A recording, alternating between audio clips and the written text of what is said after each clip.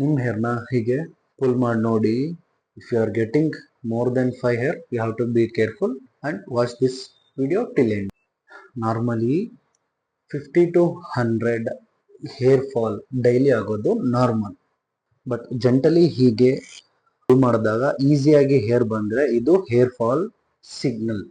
Hair fall ನ main reason ಏನಪ್ಪಾ ಅಂದ್ರೆ, ಒಂದು hormonal imbalance in females like PCOD or PCOS, ಅದಾದ್ಮೇಲೆ stress, lifestyle, nutrition deficiency, then lack of sleep, and dandruff and scalp problem.